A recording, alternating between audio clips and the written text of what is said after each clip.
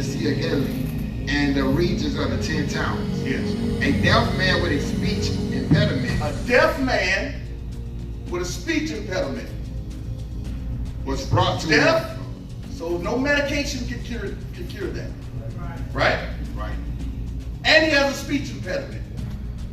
Now we've seen Yeshua heal by words. We've seen him heal by touch, and we've seen him heal by people touching him. Right. All of this was done publicly. Right? Casting out devils, all was done publicly. Come on, read, Brother Tony. Speech impediment was brought to him, and the people begged Yeshua lay his hands on the man to heal him. The people now is going to try to tell him how he should heal somebody. I want y'all to pay attention to this. All the rest of the time, they brought the people to him, and it went from there. Right. Now we get to the point where we think we know the Most High so well that we can tell him what to do. And how to do it. And when he should do it. What style he should do it in. You taking too long. You ain't showed up for me. All this stuff. We start telling him what to do. Come on, read it. Yeshua led him away from the crowd. Yeshua says, come on. Because these people is going about to block your blessing. Right. By trying to tell me what I should do for you, and I the one who made you. Come with me so we can get away from them. Yeah. Right. Yeah. Yeah. They had a good heart. They brought him. Right. But what happens is you can have a good heart and give bad godly counsel. Yeah. Right. You can have a good heart and give bad advice. Come on, walk with me. We're going to get away from them. Because obviously, they don't know how I function.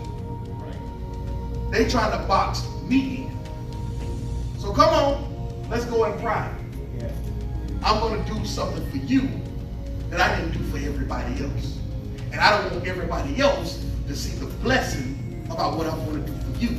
Everybody else saw the blessings and the miracles that I performed earlier. People was in the house. I also did miracles in the synagogue. I did miracles in the field. But now for you, the one who can't talk, the one who can't hear, I'm going to do for you in private where you won't forget it this day. And nobody will be able to partake or speak against your blessing. Right. Come on, read. So they could be alone.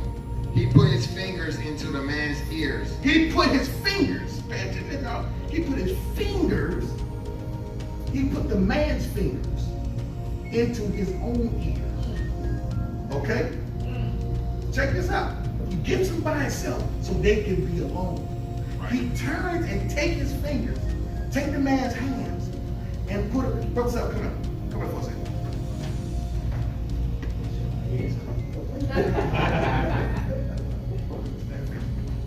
He takes the man by the hand.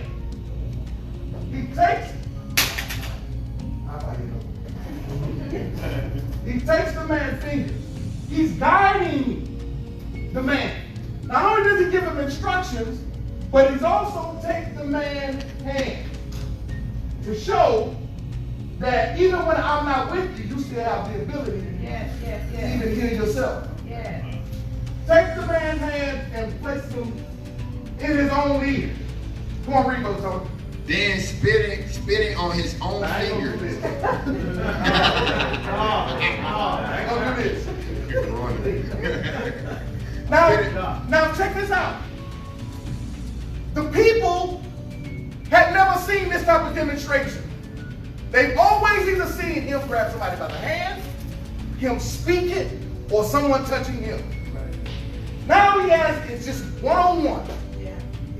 The man has a need that nobody can fulfill. He puts his own hands in his ear. What it says next, come on. Then spitting on his fingers. So Yeshua takes his hand. This is the purpose of why he put his hands in his ear as well. to free up his hand. He takes it and he spits in his own hand. Now, mind you, if the crowd had seen this, they would have lost their mind. So that would have distracted the man, and Yeshua would have had to deal with them. Because now the man has something that nobody else had before they encountered. He can't talk and he can't hear at the same time. He puts his hands in his ears, he takes his hand and spit it, and what else happened next? He touched the man's tongue. The man opens his mouth. Now imagine trying to do that today, Marcel, with COVID. Spits in his hand and takes his saliva. Because I told you he's a walking powerhouse. His clothes is power. His voice is power. Everything is power. Even the saliva is anointed.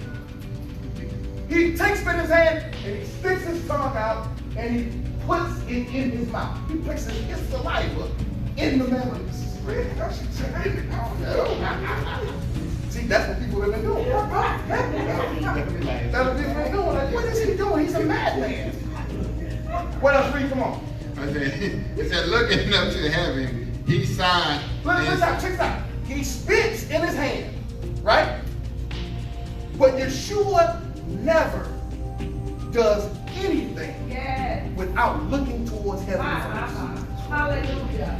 He always gives his Father the glory for hearing his prayers. Same thing with the fish.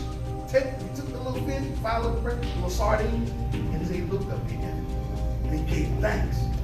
And then it kept multiplying. Because the source of the power, that outlet back there, has another source that gives it power. Yeshua is the socket, but the Father is the actual power source that's running all of this out here. He spits in his hand, gives thanks, what else? And sighed and said, Ephphatha, which means be open. Yeah. Instantly the man could hear perfectly, and his tongue was free so he could speak plainly. Instantly.